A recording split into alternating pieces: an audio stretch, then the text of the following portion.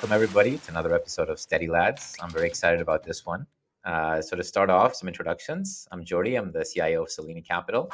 We have Justin here, the CEO of Astaria. Taiki, the humble farmer. And Thiki from Scimitar. Thiki, you look a little different today. I got a haircut today. This is what happens when the bull market. This is bull market Thiki. You know, he's beefed up a little. His shorts get liquidated, and now he's cunty cakes. So this is JMO. JMO is one of the more entertaining content creators out there. You love shit posting, and we're hoping to get some nice quotes out of you today, JMO. Are you? I mean, I know you're an ex poker player, you know, extraordinaire on that side, and you kind of switched into crypto. Maybe you can tell us a little bit how like your world of poker to crypto kind of collided. Yeah, sure. So I got into crypto pretty early, basically out of necessity. Like I was mainly an online poker player, and I was living in the U.S. and a legislation called UIGEA passed, which basically outlawed Americans from playing online poker. But more importantly for me, it also limited like the interactions with online gambling sites and my U.S. banking. So like I could easily move abroad, but the bigger issue would be moving funds back and forth and having liquidity on sites without going through traditional banking. So that's how I basically got it into crypto. I want to say like somewhere around 2011, 2012.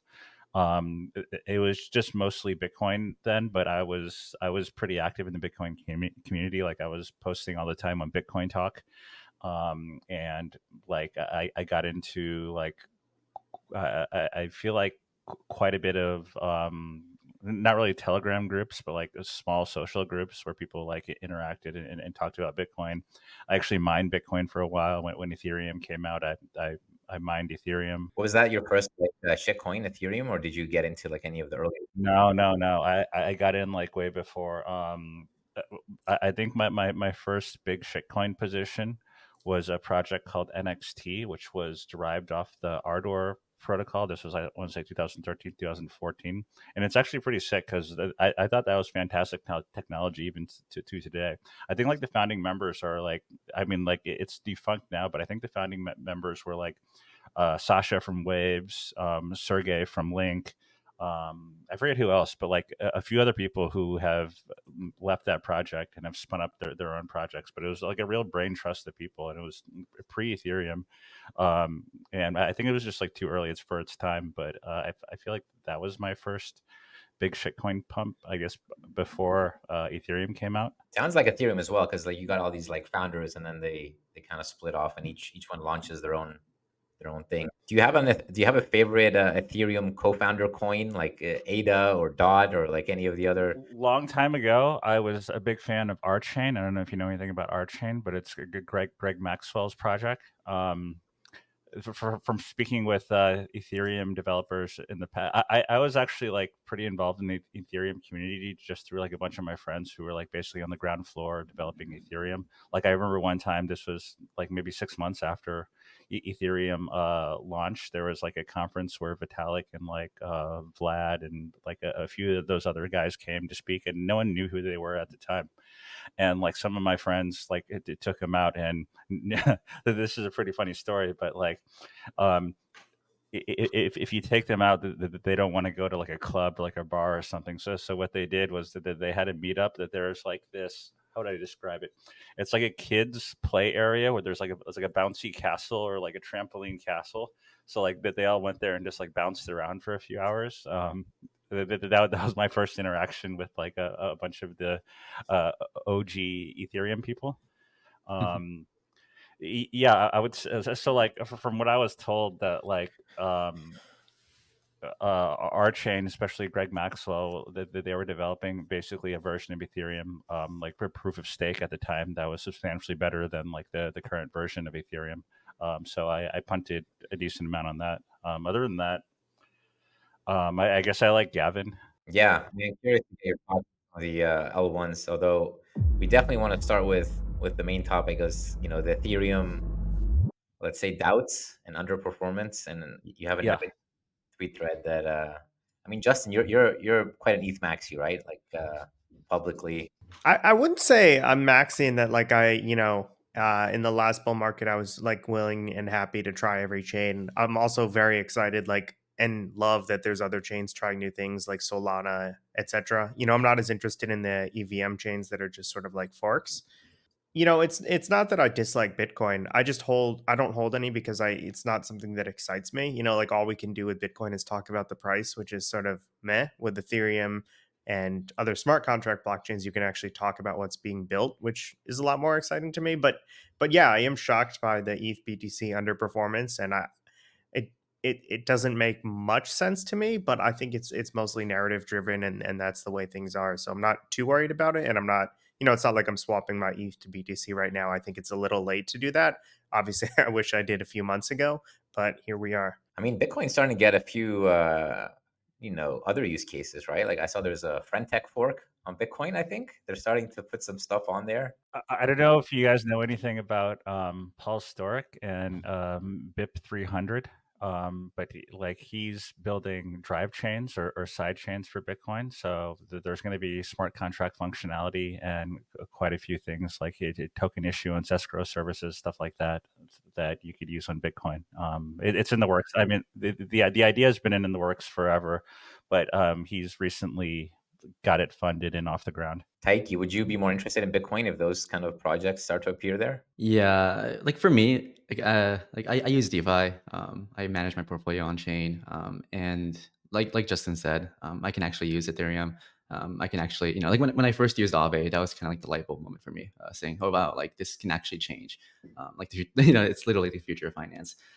And Bitcoin. I mean, I started out as a Bitcoin maxi, to be honest, and then I slowly, you know, rotated to Ether, and that's kind of shaped how I started like to invest in the space. But there's been hype around smart contracts on Bitcoin for a while now, right? It's like Stacks, saw some pump, but even Stacks, like there's like nothing you can do. There's like one Dex, and it's like purely like some like super janky one. And if you would try to swap, I think it takes like 30 minutes to actually execute. Do you guys have thoughts on like these Bitcoin sidechains slash L2s? Like, do you think it's real or is it more like forced narrative? Yeah, I personally think that these like Bitcoin smart contract layers don't make much sense because they don't do anything different or add anything new. I think it's sort of similar to our chat we had a couple weeks ago about layer twos and how they can differentiate when they're all sort of the same, and like what Jordy's bringing to Mantle to sort of try to differentiate. And for me, I think, the same is very much true with these Bitcoin smart contract chains. It's like to get on DeFi right now, when you're in the EVM ecosystem or whatnot, it's already quite challenging. And then to ask users to shift to Bitcoin for no marginal benefit, for really just not like the opposite of improvement, right? There's going to be less infrastructure. It's going to be harder to interact with, slower, clunkier, etc. All of those things. I don't see the value prop to the user personally. And just to take the other side, though, I mean, starting with just Bitcoin, the asset. I know it's a little bit boring, you as an asset, but I don't know if it was Jack Dorsey, but there was this like response on Twitter a couple years ago that like Bitcoin is DeFi. Like Bitcoin itself is a decentralized financial asset because it, as an asset, that's exactly what it is. And the benefit of having that as a native rather than on Ethereum, it's yeah, you can have WBTC. You're trusting BitGo, or you can have some other type of BTC, which we've seen some of them fail. Ultimately, there will probably be some better technology, past Thorchain, maybe some Stargate thing where you can very easily get native swaps, and that will start to allow a bit more interaction with the Ethereum ecosystem. But I think Bitcoin is exciting in the sense of now that we're seeing wars happen and we're seeing bonds fall apart. It's an asset that it starts to play a macro role. As a macro guy, I know like not everybody's a macro guy, but I find it a little bit interesting. But regardless of like whether we're on one side or the other side, the price has been talking. And man, I mean, I know it's the ETF and everything else, but it's been quite an underperformance for ETH, even compared to altcoins. Usually it's like, regardless of whether the curve is up or down between like BTC and the long tail, ETH will kind of be in the middle. Like Yeah. if it is altcoin season, ETH will also outperform Bitcoin. But now it's just a V shape, and it feels like it's like it's this cartoon meme of the bell curve where if you're in the middle, you're kind of suffering. So we wanted to bring JMO on. Even before this all started, uh, you've been talking about how ETH is kind of temporarily stuck in this no man's land, and I'd love to bring up this thread and ask you, your thoughts. I mean, there's quite a few pieces of this thread, but this is one of the epic ones here. So you say ETH is great at times when 150 IQ people can take money from 100 IQ people, who can take money from 80 IQ people. So it's kind of like this PvP, and as long as you're not at the bottom of the barrel, and all the other birds are not shitting on you, you're able to use this game. It's kind of like playing poker, and there's different stakes, but you can make money. Has that changed? No, I think I mean, if you guys think that the biggest use case for Ethereum, at least in your eyes, is decentralized finance, I would say that like a majority of the profits from the previous cycles in decentralized finance weren't real yield, or were sort of fabricated out of thin air, or within like a sort of a PvP framework, where if you're making yield, there's someone losing that yield, rather than like a PvE environment where you're providing a service and other people are making that yield off the service. So like I'd say if you go back to the start of DeFi summer, it started because like the Fed interest rates were zero, and then there was a huge boost in stable coins. And even if you go back to 2017, the whole ICO cycle, I feel like DeFi summer was just a continuation of that, just like redressed in the same way. Like we called it ICOs back then, and now you have like IDOs, IEOs, launchpads. You have governance tokens. They're essentially the same thing. I mean, they're just like money printed out of thin air, given to people, and then like you run incentives for say pool twos, and then you have like your 50 IQ people aping into the pool twos to be extra liquidity for your like 80 IQ people. Yeah, I wonder, like Taiki, like you were farming, the hell out of DeFi summer. Did you ever wonder, like, when you're dumping into pool twos, like who is buying, like who's on the other side of buying some random coin there? Yeah, like I mean, like during the peak of the bull market, I had no idea like what the fuck was going on. Like I remember I was on Polygon and I was entering these Goose Finance forks, where if you deposit like $10,000 into this farm, the protocol itself will take 4% like of the deposit fee, and then with 2% they buy back the token, and 2% the team keeps it. So it's like a pure farm token, but the token kept going up because people thought that, hey, like this is the future of finance, even though it like made no sense. So as long as you were early, like the people after you, they would pay the deposit fee to buy back the token, and that would like just like dump the token in perpetuity, and that would still make money. It was still confusing, but yeah, I do agree. Like, Yeah, I got into like Panther Swap on Binance Smart Chain, and but I feel like Binance Smart Chain was filled with those forks where you would have like these deposit fee Ponzi's, where like in order to deposit LP, you had to pay 5% of your LP, but then you were making it back if you're in early in the pools for within like a few hours. So like there were days where I was just like I was making like $20,000 an hour, just like staring at this shitty UI, too, not like thinking to myself, this is absolutely ridiculous. But yeah, like in the end, that stuff that made ETH great at that time isn't sustainable, because like now you have a more intelligent person that realizes, yeah, well, we can't provide liquidity in pool twos, and then like we can't just like fork a DEX, fork a governance token, and Make sure we get your thesis. So you're saying all of this DeFi summer, all this stuff was basically built on people bidding L2, bidding like pool two tokens, and either they're very unsophisticated, or they're just trying to gamble, or I would say like a third category is probably VCs that couldn't get into better deals, so they just had to FOMO into whatever yeah. random other ones there were. I think the thesis is basically like the gains that were made during this time weren't gains because like the protocol, Ethereum, or the protocols built on Ethereum were awesome and people were using them. The gains were made because there were people less smart than you that were losing money to you. But like on face, if you provide liquidity, you don't really see that interaction. But I feel like that's only part of the thesis, like because the use cases for Ethereum, like I think, expand a decent amount outside of DeFi, and I feel like a lot of those theses have been invalidated as well. I think you're sort of missing the point, in my opinion. I think you're obviously looking at what happened in the past and what didn't work then, which makes sense. But Ethereum is a forward-looking bet, right? I think in the same way that Bitcoin is, although I think Ethereum is just sort of like a levered way to do that. When I buy Ethereum, right, I'm not buying it because of like a goose fork that happened in DeFi summer. I'm buying Yep. it for what it could be in the future. Like I view it very much as a growth play, right? We should definitely get into like some of the other potential use cases of Ethereum and judge those. But just sticking just to wrap up on the DeFi aspect and whether like DeFi summer was just this big bubble driven by pool two tokens, or I would say like the counterpoint would be that everything deflated, and then we still have things like Aave, things like Compound, things like Light. Like there are still protocols that have very high market value even after the air got taken out. What do you think about that? I would disagree with that. If you look at any metric, on-chain metric, like everything is down quite a bit. Like the stablecoin issuance on Ethereum is down like 60%. Like there's more stablecoin transactions by a ton on Tron. There's more USDT issued on Tron because it's a cheaper chain. Like the Curve TVL, like what used to be like one of the biggest protocols, is down 90%. Like the new daily active users is down. Also, a lot of the liquidity still provided on chain is legacy liquidity. Like for example, Uniswap still has liquidity, even though like within their new version, a majority of the LP providers are actually losing money.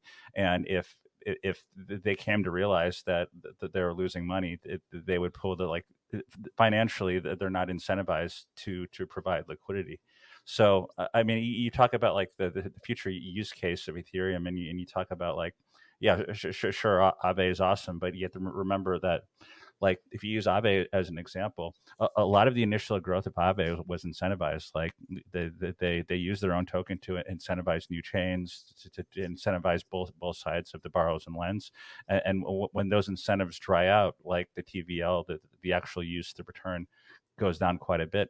And a lot of the liquidity left right now is non-competitive with what people could be doing with the money elsewhere, and it's just due to like laziness or just having these legacy positions and not moving them. What would you say is like the counter argument that like, yeah, it's incentivized at the beginning and so was Curve and everything else, but ultimately there is a moat being built because these protocols, if they manage not to get hacked for a long time, they kind of prove lindiness.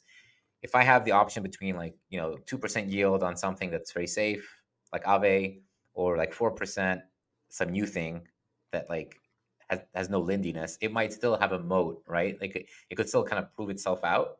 Yeah, I think my position though is that like a lot of the LP positions right now aren't like they're not really logical. So here's an example. If I think there's still like $50 million in Curve three pool is USDT, USDC, and DAI. The yield on that is sub 1%. Like, is there any reason for anyone to have any liquidity in Curve three pool? Like, you have not only counterparty risk, you have like a protocol risk, and you're getting basically less than you would by a huge margin, say putting it in like UST bills. It's like, so like a lot of these positions in my eyes don't really make any sense. So like I I, I guess the bull case is that like volumes increase and liquidity increases, but I think in the future, like if like the current state of the economics of DeFi keeps up, people are more incentivized to pull their liquidity than add more liquidity.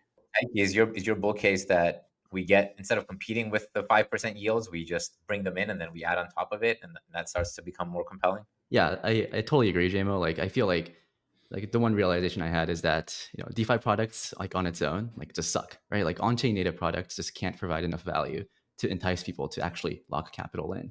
And I think like the money that's in the Curve three pool, I think some of it is like literally hackers that literally just deposit LP, so like Tether can't freeze their funds.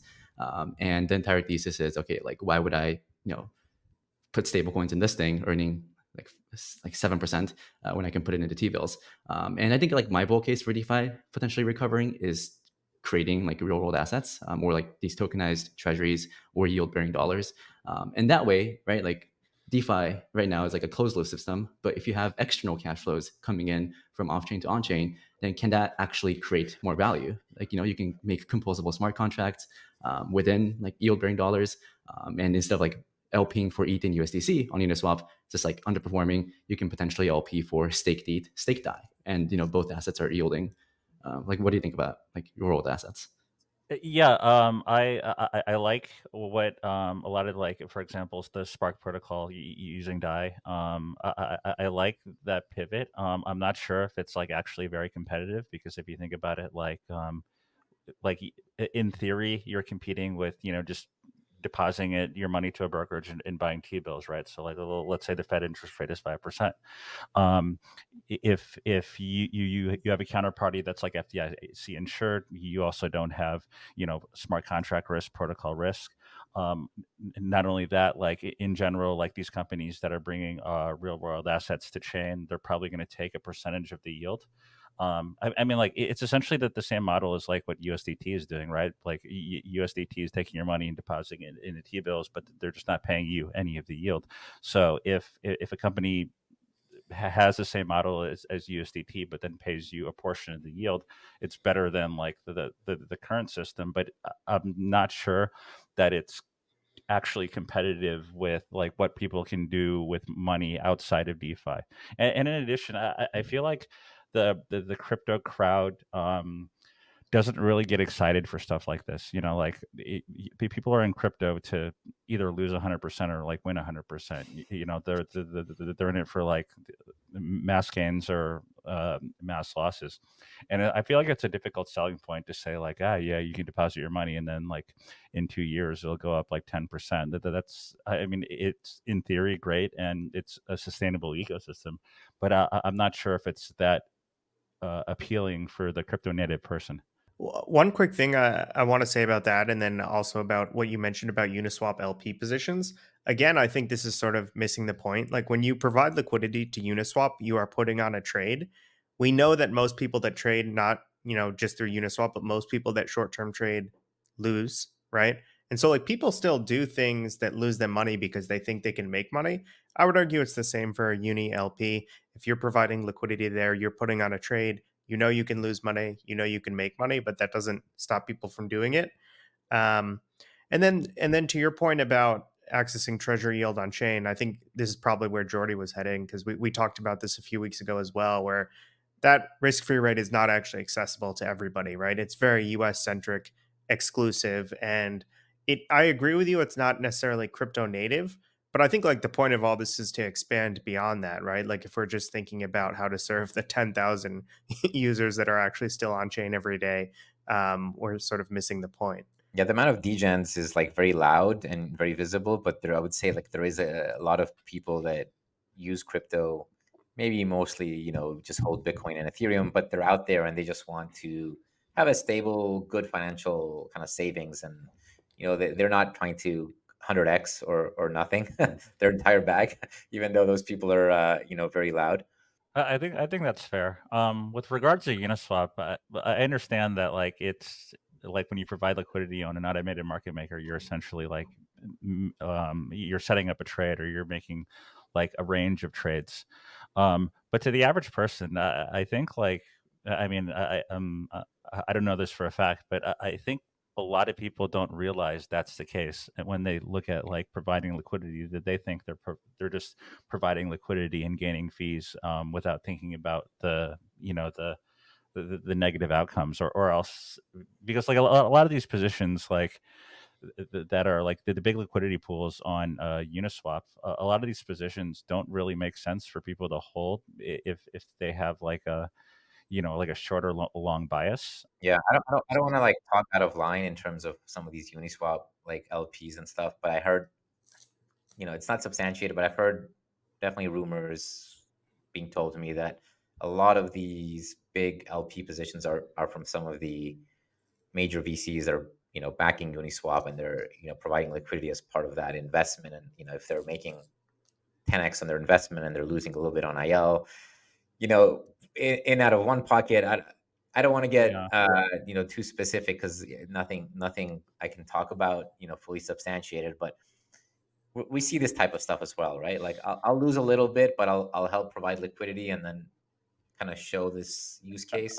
I also think that like in general, talking about DeFi, that there hasn't been much innovation that has been, at least to me, there hasn't been much innovation that it has been exciting since maybe like 2020.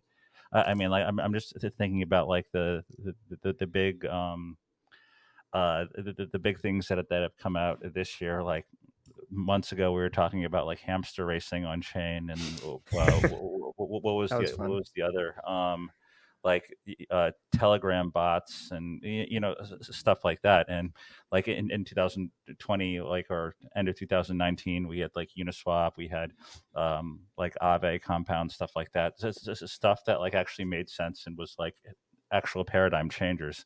And like I feel like in the past like 2 to 3 years, like we haven't really had anything that really moved the needle, and most of the stuff was either like forks of pre-existing projects with some like different tokenomics that made like the token slightly more valuable, but in general it didn't really change much of like the actual protocol design or what you can do on chain.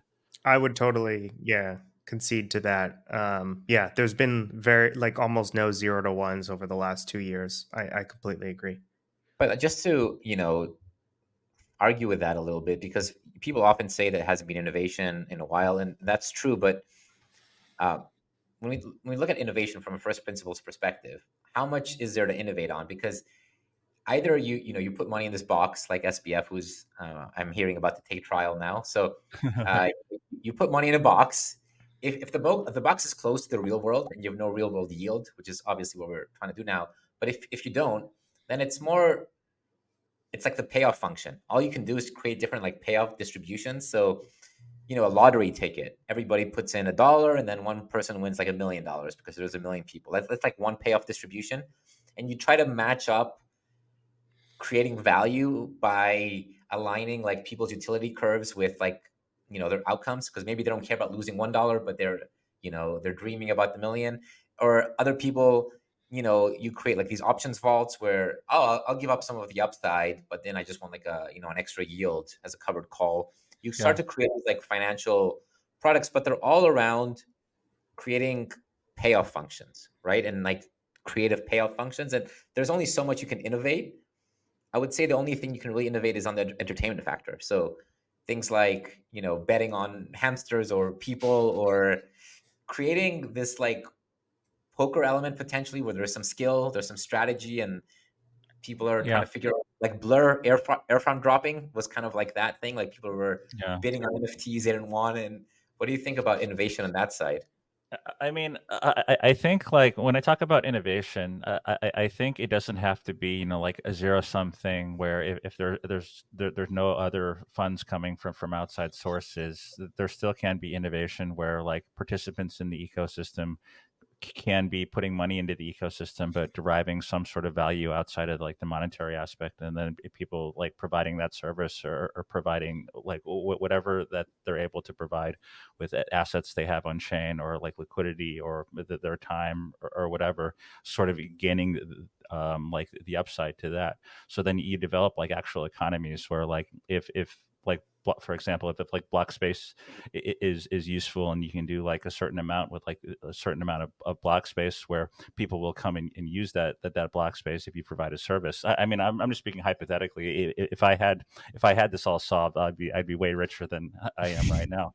But I think that like these types of like protocols or economies can be built on chain, but like in my eyes, there hasn't been any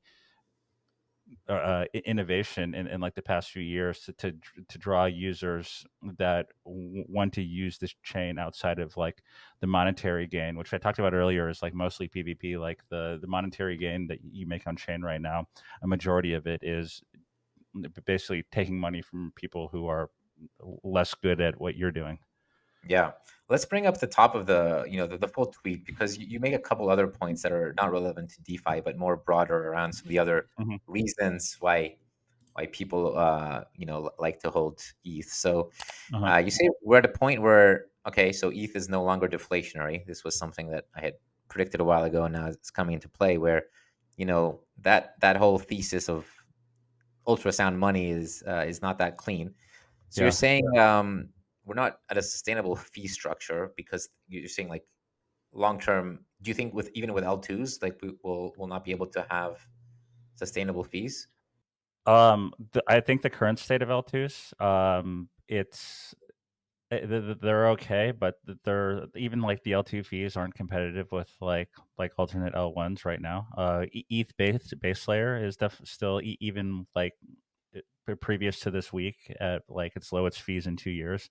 It is still not competitive. I think this is a good example. So there are some protocols that are developed for like the dynamic ranges, like adjusting dynamic ranges on like the current Uniswap model. Basically, you can adjust the range in real time in order to like maximize yield and also maybe like hedge your risk on perpetuals or whatever, which makes sense for a lot of people. However, like it's impossible to do on Ethereum right now because you'd be making like a Uniswap transaction like every second, right? Because like if the price of like these long tail assets move very quickly, then you're going to have to rebalance in time. Whereas there's other alternate chains where like this technology, like in theory, can exist. So I feel like there are like quite a few limiting factors, even at when gas rates are very low, that they're still not competitive with other chains at that point, where there are a bunch of innovations that can happen, but or it can happen in theory, but can't happen due to the state of Ethereum, like the way it's built. It's like a shared state machine. It's the network wide gas is the same. Basically, every DApp shares the same gas fee.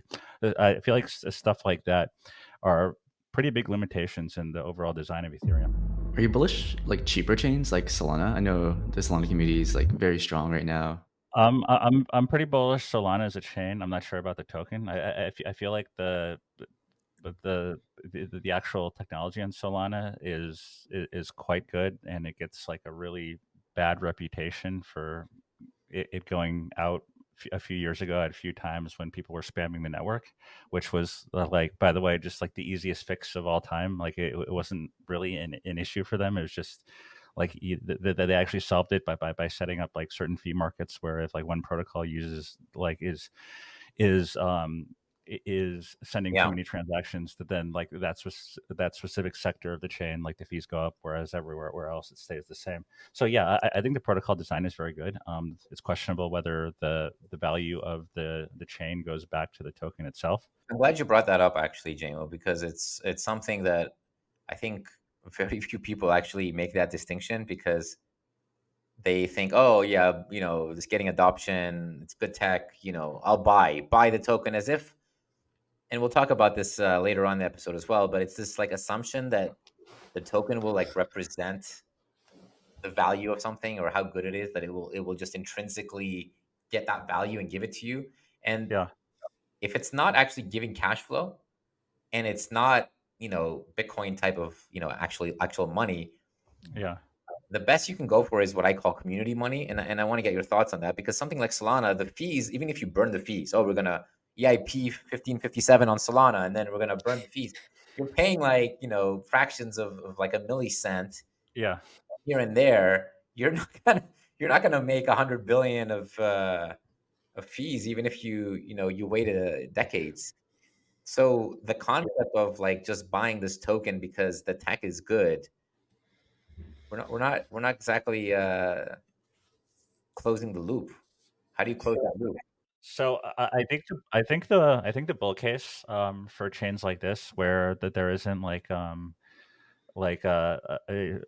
think Solana is probably the best example, but it chains that essentially don't charge fees, therefore like the the arbitration would say, well, like the value doesn't go back to the token. If you build a chain that like has good technology that you can build a community around, the community will build infrastructure that incorporates like the token itself. So like if there are better DeFi protocols that can be built on Solana, they'll incorporate the Solana token. So suddenly, if you can hold Solana and then do like cool stuff on DeFi, it creates intrinsic demand for Solana, regardless of what fees are paid to the blockchain. So like right now on Solana, there's a whole LST movement going. Basically, it's similar to like the LSTs on Ethereum, but there are quite a few different projects that are building like their own versions of LSTs and like having small nuanced differences, and that there's like reasonable amount of competition within those. And then like you can do cool stuff like mint synthetic stable coins against your Solana, and then you stake your Solana, you get the yield from Solana. It's similar to like if you deposited. I mean, it's not the greatest example, but it's similar to if you get like yield off chain. Yeah, let's look at some of the real world examples. Have any of you guys gotten into like trading sports cards or stamps or like any of these kind of things?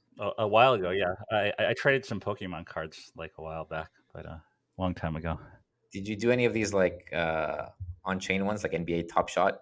No, but I've always had like a very very bearish take on like NFTs, and like I feel like NFTs are like the bane of like a lot of the last cycle's existence. I have friends who are like really into this stuff, baseball cards, basketball cards. They're like super deep into it, and I've Yeah, watched them over the years, and I've watched kind of like the highs and lows. And this is a great example of something that is sort of community money because it's like in-game currency. Like you described Solana. Oh, if they do some good games, and then the in-game currency gets value just because people are playing it.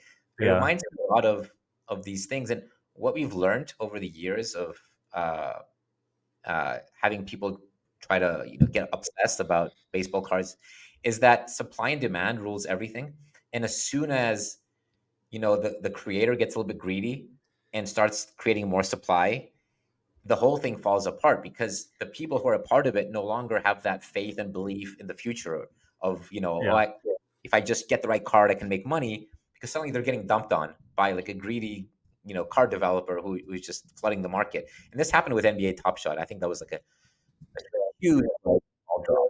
Yeah, Like people, it was way too inflationary, right? Like the issue is like that there's only a certain number of players in the NBA, and like that they play every day. So the idea of NBA Top Shot was like you would like forever remember a moment, but then like there's thousands of games that constantly get played. So like the inflation on the, I think they're all called moments, right? They're yeah. Yeah. but the inflation is insane to a point where like it just drove it to the ground. Like they're all worthless.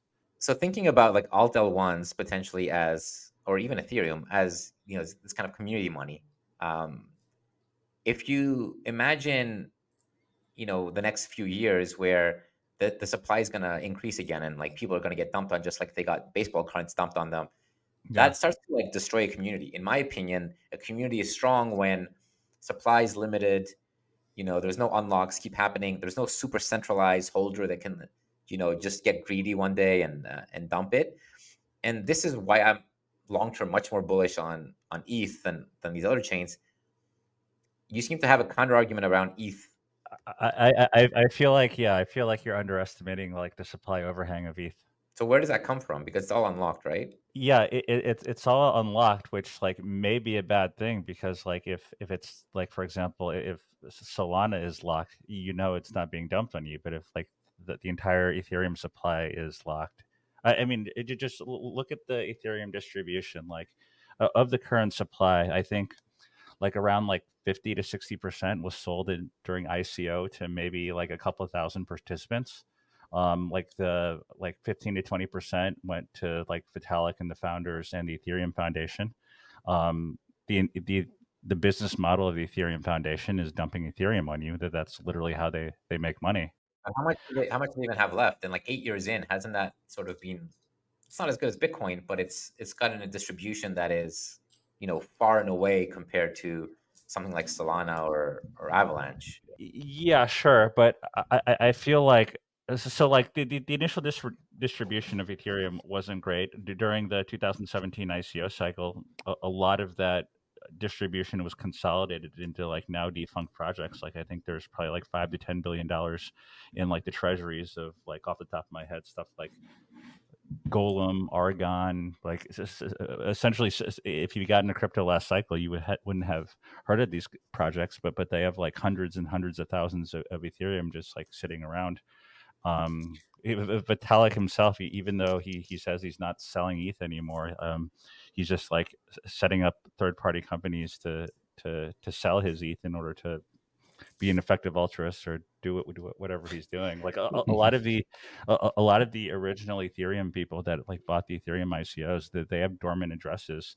That they were not participants in DeFi Summer. They were not participants in any of the, like the actual on-chain activity. But at some point, that's going to be supply overhang that needs to be sold. I imagine that's around like 20 or 30% of the supply still.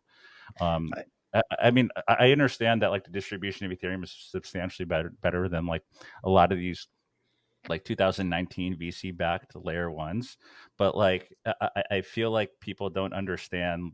People think like Ethereum is like this amazing decentralized coin where like there's been like a proper distribution of it through like the entire community, and there isn't like one big holder. Whereas, I mean, Ethereum had an ICO that they sold like 60% of the current supply, like in an ICO to a limited number of people. You're agreeing that like directionally it is much better, but you're saying it's not that good. You're kind of like, Yeah, I think like I think people underestimate or overestimate the difference in the impact of like the supply overhang between something like AVAX and something like Ethereum. Yeah, I mean, you make a ton of great points about the bear case for crypto broadly, and that like no one wants to pay for a transaction, and if you're not paying for a transaction, that where does the value accrue? I think those are valid. I think the talking about the ETH supply overhang is a little. It applies to all of crypto. I'm not disagreeing with the thesis, but I don't think it's exclusive to ETH. I think also the same is very much true for Bitcoin. The distribution is very bad, and then also like Michael Saylor is clearly someone you wouldn't want holding Bitcoin over the like ETH and the ETH Foundation. So Michael Saylor holds about $5 billion of Bitcoin. The ETH Foundation holds about a billion. That number is a year old. I just looked it up. And so like if I'm looking at that, I'm seeing the same sort of problems with both chains. And then I don't think that the SOL being locked up, which I actually don't think it is, changes much. So I think all of the chains have this issue. I don't think it's exclusive to ETH or SOL. It's also for BTC. I'm not saying it's exclusive. I actually think like the supply distribution for ETH is substantially better than like what it is for Solana. But I'm just saying that it's like it's closer than you think. I feel like I feel like the narrative is that like especially with like these newer layer ones that the VCs hold all the coins and that they're either vested and like there's vesting cliffs, and the vesting cliffs mean that they're just going to be market dumped on you, which I don't think is the case. And then like to contrary, the Ethereum supply, I don't think it's distributed in a way where basically a majority of the supply is held by long-term users that believe in like Ethereum and the Ethereum ecosystem. I think it's heavily concentrated to people that got in early. Do you think Bitcoin is different, or it's on the same level as ETH as far as that? I think it's Bitcoin is I wouldn't say substantially, but like quite a bit different. Um, just because I guess there were early miners, and then like the early blocks of Bitcoin generated quite a few more Bitcoins, but there wasn't like an ICO sale limited to it. Like I think it was like 5,000 wallets, but like a lot of the wallets were like Sybil wallets. But the sale is sort of it's sort of like where are we at today? Like who's holding what? I mean, we can pull up the exact numbers, but I think like you know 90 something percent of the supply of Bitcoin is probably held by like 5% of wallets, and the same is certainly true for ETH. And then in Yeah, addition to that, you also have these sort of like forced future sellers, whether it's the EF with $1 billion, Michael Saylor with 5 billion. yeah. So it's possible that Bitcoin is marginally better, whereas like maybe 6% of addresses hold 90% of the supply, in ETH it might be 7 or 8%. But I think Yeah. like on balance they're pretty similar. Is that would be my guess, but we should pull up the numbers. the distribution matters incredibly much for assets that are not cash flow generative. Like it's not just burning fees and or getting cash flows. Distribution matters a ton for the community, and also for the sustainability, and also for like limiting supply. The supply of some of these L1s has killed them already, and it's killed their communities in the same way as like Terra, had like the strongest community, and then as soon as like that happened in a Yeah. very concentrated amount of time, where like, in a single week, the supply washed out the community because it was infinite amount of Luna getting printed.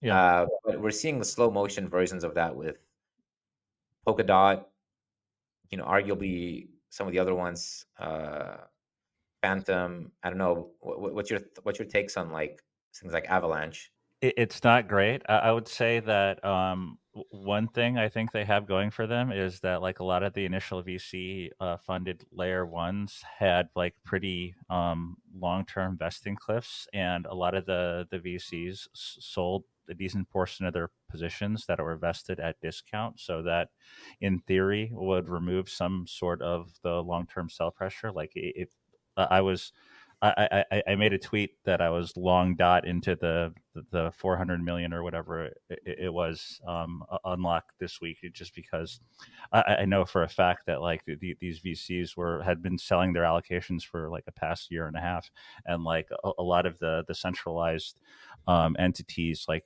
Coinbase or whatever that listed dot that had these positions would be like very slow moving. Like I don't see a guy at Coinbase like looking at a timer and waiting for the dot unlock in order to dump their position. So Damo, you're already trying to win Degen of the week. You're long into a 400 million unlock.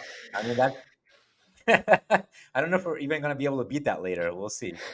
Um, I want to quickly pivot to some of the non L1 ideas. Do we think there's anything good on things like Link? I know you had a tweet out. You don't seem to be very happy with Link Marines, JMO. Is it the community, or is it the project that gets to you? it's the community. It's the community, and specifically like the thought leaders in the community that like I feel are super toxic, because like in their eyes, okay, so in my eyes, Link, although they offer some other services, like 98% of what they do is provide price feed oracles.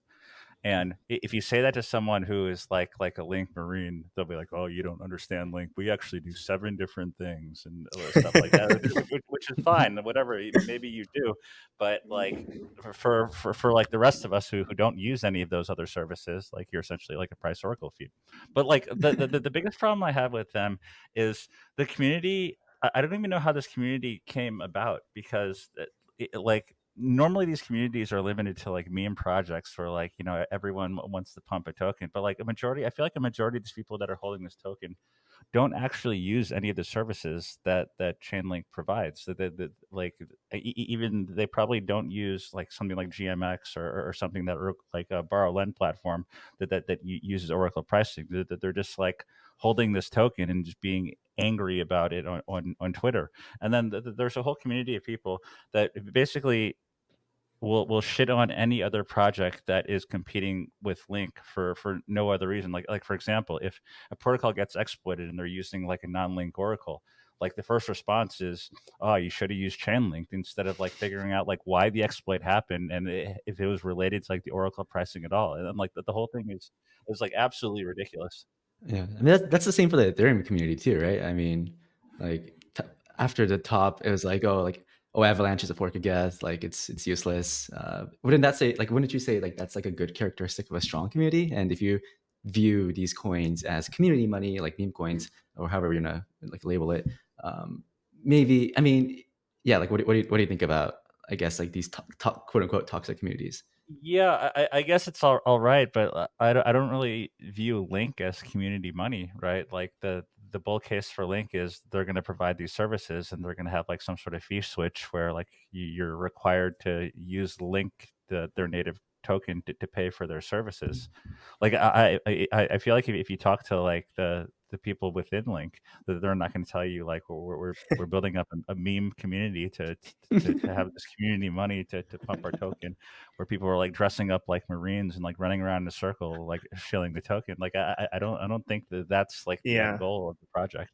I totally agree with you on this point. Like, stocks, like look at Home Depot. There's no Home Depot community. Like people are just buying because the company makes money and they're going to profit. You know what I mean? There's no Samsung community, Apple community. There is an Apple community. and there's a Tesla community, and there's a GameStop. There is a Tesla community. I'll give you that. But like at the end of the day, people are actually buying these things for future cash flows. Whereas like I totally agree with you, JMO, that like that is not what's happening in crypto, which I don't think is good. Like I don't think Link should have to have a community to do well. I think it should just do well because like the project makes money, right? Yeah, the project is good. It's providing services, and they'll eventually be able to monetize the services and drive value back to the token. I feel like that should be the bull case of Link. I mean, it is like the best and worst thing about crypto, that there's a lot of unsophisticated people that are participating. They're not finance Wall Street types. By that I mean, and so things like narratives matter more than they would in financial world. And Yeah. so, yeah, like something bad happens, there's people trying to make a narrative out of it. Oh, you should have done this, and then my thing. You should have done my thing. My Yeah. coin would have saved you from this thing. And Yeah. and then you have like things like the token switches. You mentioned a token switch, and I'm starting to get a little bit aggravated with projects that don't have token switch, don't have value accruing, and then the worst part that's starting to really get to me as an investor is when there's like an equity portion. Like we're seeing that with Uniswap. Obviously, right Yeah. now they're starting to charge for the front end, and that goes to Yeah. equity holders, which apparently the employees are equity holders, so they're incentivized Yeah. on that side. And then the rest of us who just got some tokens because we liked the idea of the project and we bought into the hype, we're governing. We're governing. Yeah, I completely agree with that. Like I feel like somewhere between like 95 and 99% of the tokens we have right now, if you look at like what they're used for and like what their bull case is, they're overvalued. I mean, like I think Uniswap is a good example. Like it's been like almost 4 years since like the tokens released, right? And like the theory was, I mean, like initially they said like they were going to turn the fee switch, but they wanted to get around like security laws. But eventually they'll be able to do it. And like we're at like the 80th like protocol upgrade where they're introducing like regional censored like front ends, like a fee switch in the front end, and yet still absolutely no value goes back to the token itself. And it's sort of crazy, like the idea of not being a security. I mean, I've said this in 2021. These things are securities. We want them to be securities. We want them to accrue value from Yeah. the work that's being done by the people around it. Yeah. We need to modernize securities laws that it does allow these transactions to take place in some manner, because if they're not securities, then they're just meme coins, and we're being forced to trade useless meme coins. I feel like it's just a justification for projects to have a reason to provide no value for their token, right? Because like if they can justify it by saying like if we do this, we'll get in trouble with the law because it's a security if we provide value for the holders, but we don't want to do anything illegal, so we're just going to provide no value. It becomes a sort of plausible excuse for them to do what they're doing. It's brilliant. And also, I mean, just turning on the fee switch, right? Like no one from the team has to even vote on this, right? Like they can just let, the community approve it. But I do wonder, and I want to ask you guys this, like, let's assume we live in this great world where the SEC allows tokens to be securities. There's no legal cover, value can accrue to the token, the fee switch goes on. I still don't necessarily think that Uniswap Labs is now incentivized to to drive value to the token versus their equity, because the insiders hold 100% of the equity and a much smaller portion of the token. So there's still going to be that bad incentive split, unless maybe the SEC and Congress comes up with great regulations where you can't do both. You can launch a token and that's your equity, or not. I feel like that may be true, but at least at that point, the incentives are a little bit aligned because, like, doing basic stuff to improve the protocol, to bring new users, to increase volume will like increase the value of the equity, but also increase like the fees paid to the token. So at least in that case, the incentives are a bit in line. Whereas like now, the like Uniswap Labs has no incentive at all besides like maybe having Uni in their treasury to add any value to the token. I mean, I think financially, what you can do is just have some inflation, 2% inflation that goes to the team or whoever's providing value. And I've been seeing this controversially around Bitcoin as well, that I'm a bit worried once the rewards go away, the block rewards go away, because we do want to have a little bit of inflation to align incentives with whoever's supposed to be providing value to maintain the thing. And that's a way potentially for a core team to just, even if they don't have tokens, they just get some 2% new token. and that's a nice way it can happen. I feel like that's a pretty big criticism of Bitcoin is that like the block halving and like the rewards in the future, because it's a proof of work chain, it won't be able to sustain like the network security, which is why I'm like bullish or like at least like investing in or pumping stuff that uses Bitcoin outside of like peer-to-peer transactions. So like stuff I talked about earlier, the BIP 300 side chains, but also stuff like the NFTs on Bitcoin, whether it's like stamps or ordinals or stuff like that, they intrinsically add value. And like one thing I hate about the Bitcoin community is that there are like people who are against this because they consider it network spam. They think that like Bitcoin should be pure, and if people are like fucking with like the witness data on Bitcoin, even though that they're paying fees to the Bitcoin network that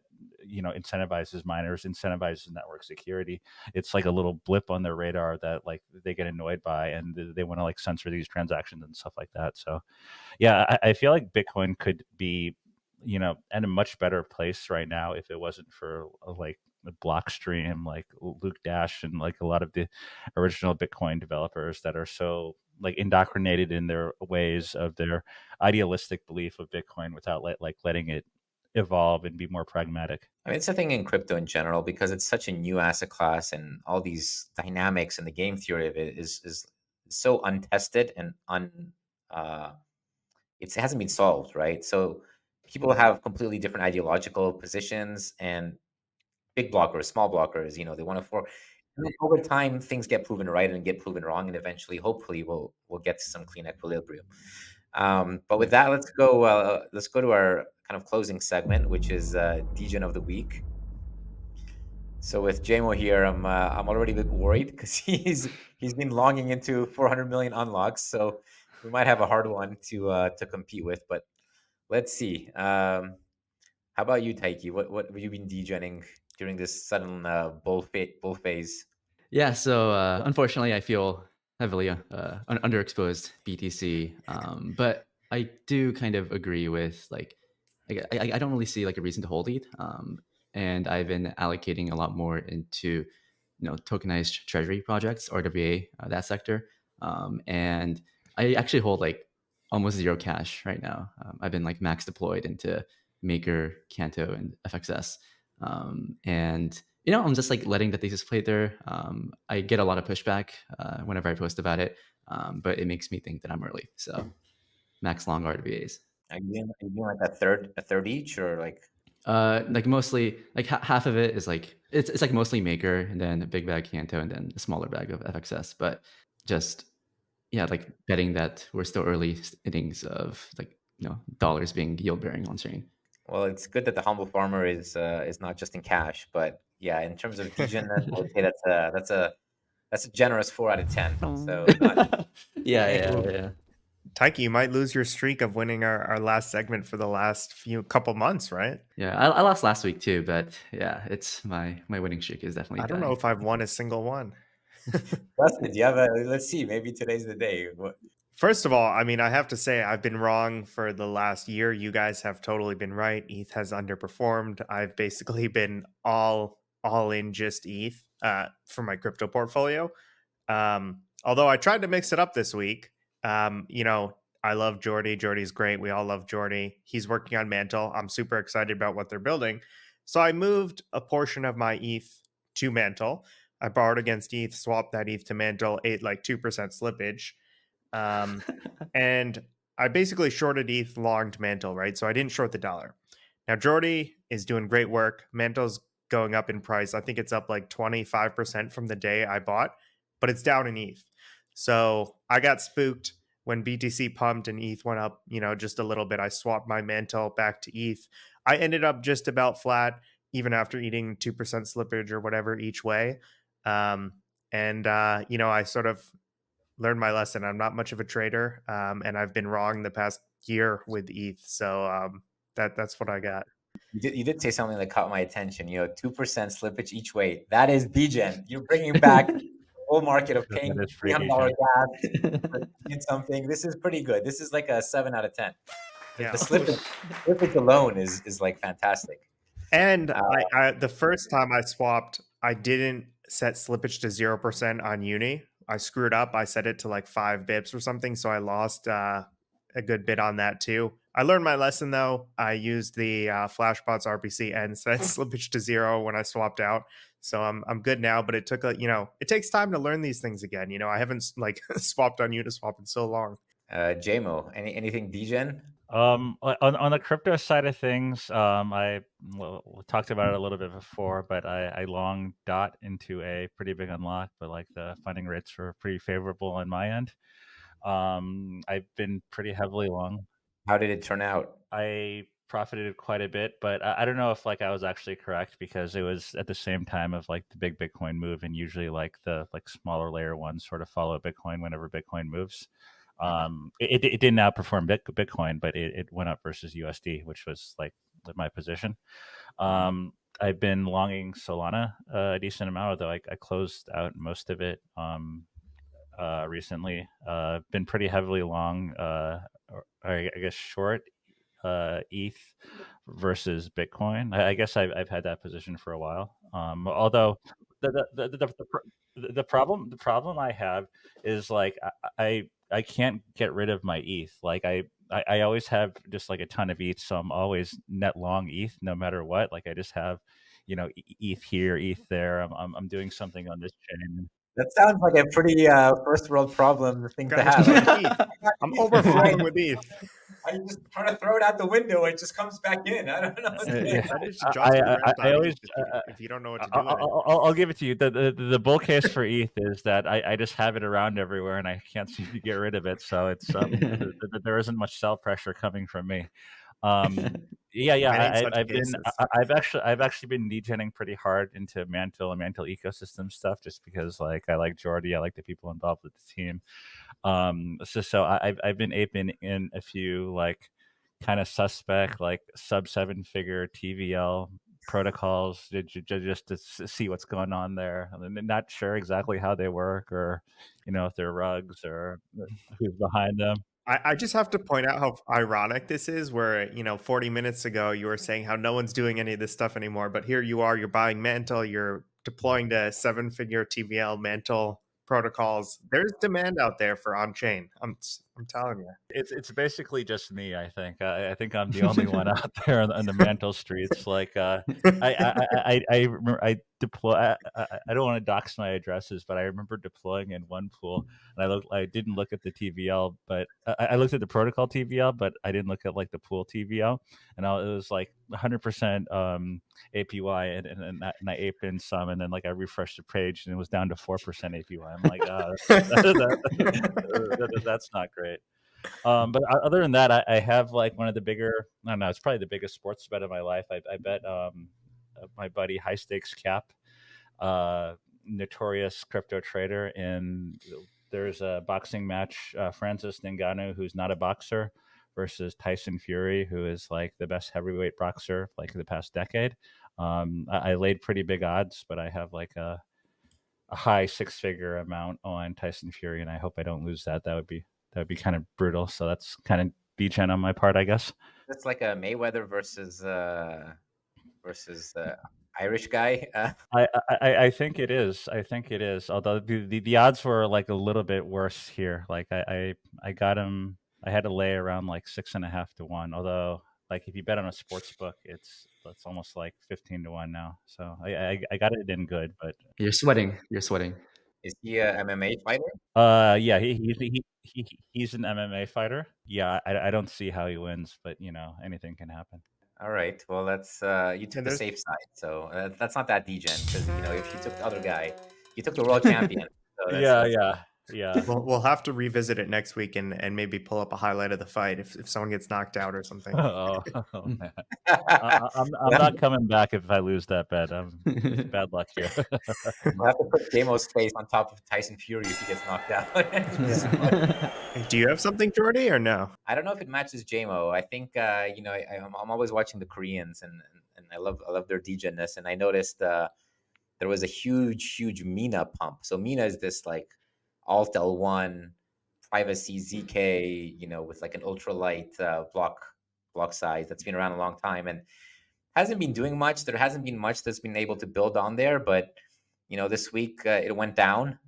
People couldn't transact, and Koreans love it. Like we talked about before, when you close the doors and nobody can send coins freely, they start shipping it up, and it went from I think like 40 cents to $2.50 on some of the Korean exchanges, and even on Binance, it went up to $1. So it went up hundreds of percent. So I went full max long as to what I kind of hit like the exchange limits. At some point, like they cap you on the amount of open interest around like 90-ish cents. Just kind of waiting for. I knew at some point they would fix this chain.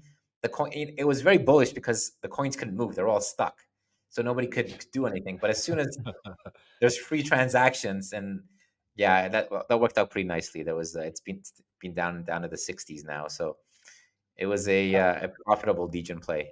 You went max short, you mean? You said max long. Max short, yeah. I think the same thing happened to Aptos in like the past week, right? The chain went down for like 6 hours or something. Yeah, this was longer. You really couldn't get coins in, I think, for almost 12 to 18 hours, and the funding rates obviously. This is how they kind of get you when you're trying to short. They start by saying, okay, 2% max short, and then in the middle of the window, they increase it to like 3%, and then they say, okay, it's 4%, and then they say we're moving it from 8-hour window to 4-hour window. So you go from like paying like 50% APY to paying like 500%, or I don't know, it's like 1,200. The APY is very high on the short, and it feels like changing the rules like in the middle of the game, which is a bit annoying. But that's the price you have to pay sometimes. Yeah. So I would say JMO as a guest, even though I feel like Justin with the slippage, and I took a pretty large funding rate to try to short this thing, but you are the Degen of the week, JMO. Nice, let's go. Thanks for joining us. It was a pleasure, and hopefully everybody else enjoyed it. And yeah, follow JMO at Cunty Cakes. He's very entertaining. He has his own podcast as well. Yeah, we actually have some. I feel like I should show my own podcast here. I do it just for fun. Like I'm not selling anything there. Like I just know a bunch of people in the crypto space that are interesting, and it's like nice to record stuff and talk with them about. And I saw you did you did one on the trial with Zane from FTX. Yeah, we got my buddy Zane Tackett, who is head of institutional sales at FTX. Any highlight you could share from that interview? Yeah, I don't want to reveal too much, but well, let me think. How about those Thai hookers? Were they really Thai hookers? Oh yeah. So the story about like the whole OKX trade where Alameda was buying up like the locked OKX balances, or Zane actually corrected me and said that that's not exactly what they were doing, but somehow that they had like $1 billion locked in accounts on OKX. And what they tried to do was make new KYC accounts, and it came out in the court that they were hiring like Thai prostitutes to do the KYC, to be the counterparties of the trades to move the funds out. But Zane told me that they were Indonesian, and only a few of them were prostitutes. Like a lot of them weren't actually prostitutes. So there's a little bit of like embellishment going on in the SBF case. It sounds like Michael. And then I'm recording another one tomorrow. With Athena, which is the Dragonfly Capital and Arthur Hayes funded new stablecoin project where they're basically creating a delta neutral Ethereum vault by depositing a certain amount of Ethereum on like Lido ST-ETH and then shorting the perpetuals and like issuing stablecoins with like real yield on there. So I'm going to interview them about how their protocol works and what they're looking to do. So I feel like those are going to be out in the next like week or two. Awesome. Cool. Well, hope everybody can enjoy those as well. And thanks for joining us. See you next week, guys.